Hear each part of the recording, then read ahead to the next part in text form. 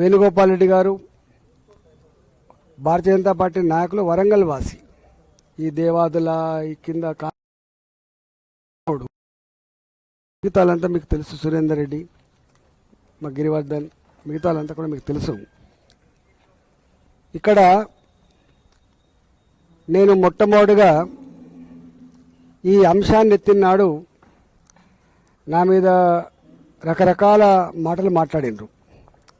నన్ను నిందించే ప్రయత్నం చేసిండ్రు, నా పార్టీని కూడా నిందించే ప్రయత్నం చేసిండ్రు. సరే, అది వాళ్ళ విజ్ఞతకు వదిలిపెడతా. ఎందుకంటే నేను చిల్లర మాటలకి సమాధానం చెప్పేటువంటి నాయకుని కాదు. నేను 25 ఏళ్ళుగా నా నిబద్ధత ఏందో, మా కమిట్మెంట్ ఏందో, మా కన్విక్షన్ ఏందో, మా పని విధానం ఏందో, మా క్యారెక్టర్ ఏందో అన్నీ తెలంగాణ ప్రజల హృదయాల్లో నిక్షిప్తంగా ఉన్నాయి. మేము వాటికి సమాధానం చెప్పాం. ఇక్కడ ఇష్యూ, నేను మాట్లాడే అంశం భారతీయ జనతా పార్టీ అంశమా, ఇది ఈటల రాజేందర్ గారి అంశమా అని కూడా మాట్లాడుతూ ఉంటాం. Bharatiya Janata party fundamental principal, మా ఫండమెంటల్ ప్రిన్సిపల్ దేశం first, nation first, party next, personal last. నేను పక్కా బాజాప్తా తెలంగాణ మట్టి బిడ్డను. నేను తెలంగాణ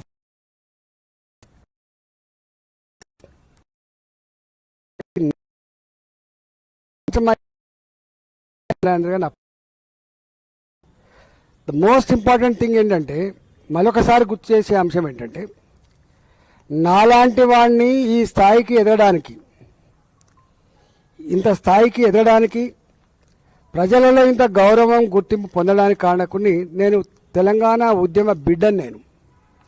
నేను 13-14 సంవత్సరాలు తెలంగాణ రాష్ట్ర ఏర్పాటు కోసం నేను రకరకాల హోదాల్లో పనిచేసినటువంటి చరిత్ర తెలుసు.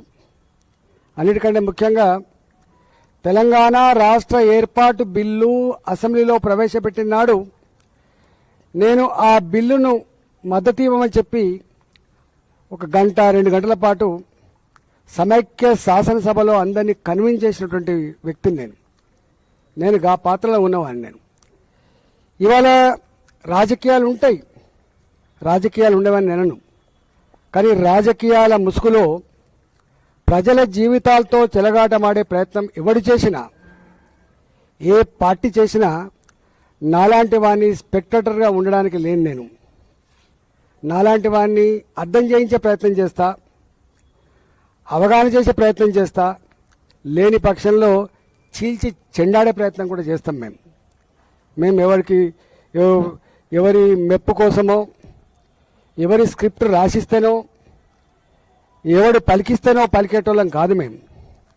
మేము స్వయం ప్రకాశకులం. మాకు సొంత జ్ఞానం, సొంత అవగాహన, సొంత కమిట్మెంట్ ఉన్న వాళ్ళం. మేము కుంజిస్తే రిమోట్ కంట్రోల్ లాగా ఉంటుండే కాదు. ఈ అవగాహన మా మీద ఆరోపణ చేసేటువంటి నీచులకు ఉండాలని చెప్పి నేను మనవి చేస్తున్నాం. మేము ఏమన్నాం? మేమందల్లా, నేను ఆ తెలంగాణ జిల్లా బిడ్డగా ఎస్ఆర్ఎస్పి ఎన్ని విషాదాలు మిగిల్చిందో మాకు తెలుసు. ఎస్ఆర్ఎస్పి రాకముందు ఏముండే, ఎస్ఆర్ఎస్పి వచ్చిన తర్వాత ఏముండో నేను సజీవ సాక్షిని. నేను మా దగ్గర నేను చిన్నప్పుడు 69 నుంచి 73-74 వరకు భయంకరమైన కరువు ఉండే. ఆనాడు ఎలినినో అని చెప్పిన వాళ్ళు లేకపోవచ్చు, నేనినో అని చెప్పిన వాళ్ళు లేకపోవచ్చు, కానీ భయంకరమైన కరువు ఉండే. ఏ ఇంటికి పైన జొన్నన్నం తప్ప వరన్నం లేదు ఆనాడు. చుట్టప్పుడు వస్తే తప్ప వరన్నం తినే పరిస్థితి లేకుండా ఆనాడు. గప్పుడు పునాది వేయబడ్డ 64లో పునాది వేయబడ్డ ఎస్ఆర్ఎస్పి వచ్చిన తర్వాతనే మాకింత వరి పండించుకునే, మాకు అప్పటికే కాకతీయుల చెరువుల కింద ఇంత వ్యవసాయం ఉండే కాబట్టి మేము ఇంత చల్లగా బతికినాం. నేను ఆనాడు కూడా సమైక్య రాష్ట్రంలో అనేకసార్లు మేము మాట్లాడినాం. ఒకటే రాష్ట్రంలో ఏం వివక్ష ఇదని చెప్పి మాట్లాడినాం. ఆంధ్ర ప్రాంతంలో 1 టీఎంసీ నీళ్లకు 3500 ఎకరాలు ఎట్లా పారుతుంది? అదే తెలంగాణ ఎస్ఆర్ఎస్పి కింద మీరు ఒక టీఎంసీ నీళ్ళకి 12,000, 13,000 ఎకరాలు ఎట్లా పారుతుంది, ఒకటే రాష్ట్రం కదా అని చెప్తే ఇది మెట్ట ప్రాంతాల కోసం డిజైన్ చేయబడ్డ కాలువలు అని చెప్పిండ్రు. నేను నా ఉపన్యాసాలు ఉంటాయి అసెంబ్లీలో, ఎస్ఆర్ఎస్పి కాలువల కింద బోను లేకుండా బావులు లేకుండా పూర్తి స్థాయిలో వ్యవసాయం చేయరు. ఇది అవగాహన ఉన్నోడికి ఆ జిల్లా బిడ్డ అయితే తెలుస్తుంది. వ్యవసాయం గురించి అవగాహన ఉన్నోడికి, నీళ్ల గురించి అవగాహన ఉన్నోడికి, ఇవాళ రైతుల గురించి అవగాహన తెలుస్తుంది తప్ప వాటిని తెలిసే ఆస్కారం లేదు. మేము ఆనాడు అన్నాం, మేము ఆనాడు చెప్పినాం. మేము ఎన్నోసార్లు నేను హుజరాబాద్ కాన్స్టిట్యూన్సీ రిప్రజెంట్ చేసేటప్పుడు నా ఎజెండా, నేను ఎమ్మెల్యేగా గొప్ప ఎమ్మెల్యేనా కాదా అనడానికి నా ఎజెండా ఎస్ఆర్ఎస్పి నీళ్ళు వచ్చినప్పుడు ఆ తూములు లేపితే నేను గొప్ప హీరోను, నేను ఆ కాలువను తెంపితే నేను గొప్ప హీరోను. చివరికి వరంగల్ వాసులకు కూడా తాగే నీళ్లు అందని పరిస్థితులలో వాళ్ళు నామే ధ్వజమిచ్చేది. అంటే ఎస్ఆర్ఎస్పి నీళ్లు వరంగల్ కూడా దాటలేని విషయం మీకు అర్థం కావాలి. తెలంగాణ ఉద్యమం పుట్టినాడు మా గోరేటి వెంకన్న పాటలు ఉంటాయి ఇప్పటికీ. పల్లెల్లో పల్లెలు మొలిసి అనేటువంటి పాటలు ఉంటాయి. వానమ్మ వానమ్మ వానమ్మ ఒకసారన్నా వచ్చిపోయే వానమ్మ అనే పాటలు ఉంటాయి. నీళ్ళ కోసమే, నిధుల కోసమే, సెల్ఫ్ రెస్పెక్ట్ కోసం ఉద్యమించినటువంటి తెలంగాణ ఉద్యమ బిడ్డగా నేను ఇవాళ రాజకీయాలు ఏమైనా ఉండొచ్చు, సిద్ధాంతాలు ఏమైనా ఉండొచ్చు, కానీ మూడాలను మర్చిపోవడం మనిషి కాదనేది నా సిద్ధాంతం. నేను గక్కడి నుంచి వచ్చిన కాబట్టి ఇవాళ కాళేశ్వరం ప్రాజెక్టు, కాళేశ్వరం కంటే ముందు జలయజ్ఞం జరిగింది. ఇక్కడ చాలామంది మర్చిపోతున్నారు. జలయజ్ఞంలో భాగంగానే తమ్మిడి హట్టులో ప్రాణహిత నీళ్ళు తీసుకురావాలని చెప్పి ఆనాడు రాజశేఖర రెడ్డికి ప్లాన్ చేసిండు. 2007 వరకే పూర్తి చేసే ప్రాజెక్టులు, 2009 వరకు పూర్తి చేసిన ప్రాజెక్టులు అని చెప్పి అప్పుడు ఉన్నది. దాని డీటెయిల్కి పోను. తమ్మిడి హట్టు దగ్గర కట్టాలి, ఎట్లా లిఫ్ట్ చేయాలి, కాలువల ద్వారా ఎట్లా తేవాలి, ఎల్లంపల్లి ప్రాజెక్టు ఎట్లా వేయాలి. నేను మొట్టమొదటిగా ఎమ్మెల్యే అయిన తర్వాతనే ఎల్లంపల్లి ప్రాజెక్టుకు పునాది రాయబడ్డది. ఆనాడు రాజశేఖర రెడ్డి గారి ముఖ్యమంత్రి ఉండే, అది 24 టీఎంసీల నీళ్లతోటి అది పునాది రాయబడ్డది. అక్కడి నుంచి వెళ్ళి ఎంఎండి కూడా ఆనాడే ప్లాన్ చేయబడ్డది. ఎంఎండి కానీ ఇవాళ శ్రీపాద ఎల్లంపల్లి ప్రాజెక్టు కానీ, కొండపోచమ్మ సాగర్ కానీ, మల్లన్న సాగర్ కానీ ఇవాళ కాదు, కాళేశ్వరం నీళ్లు చేవెళ్ల వరకు రావాలనేటువంటి ఆలోచన ఆనాడు చేసిన పార్టీ కాంగ్రెస్ పార్టీ అనే విషయం మర్చిపోవద్దు.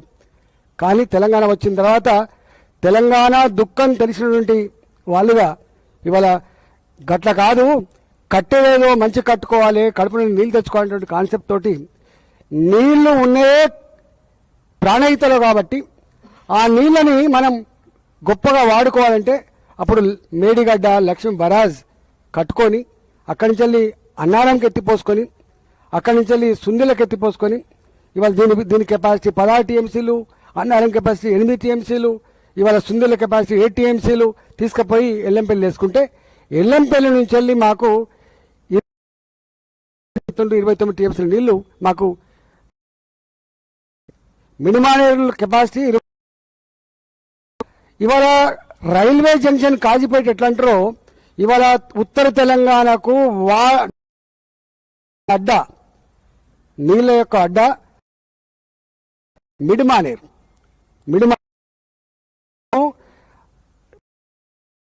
90 టీఎంసీలు ఉన్నప్పటికీ కూడా మాకు ఎల్ఎండిలో ఉన్నప్పటికి కూడా అందకపోతుండే ఒక్క పంట. ఇవాళ కాళేశ్వరం లింక్ అయిన తర్వాత ఎన్ఎండిలో 20 టీఎంసీ కరెంట్ ఏర్పడిన తర్వాత మీకు కల్పించున్నారుగా. 2 పంటలు సంపూర్ణంగా పండించుకున్న జిల్లాలు పార్ట్ ఆఫ్ మీరు కావాలి. కాళేశ్వరం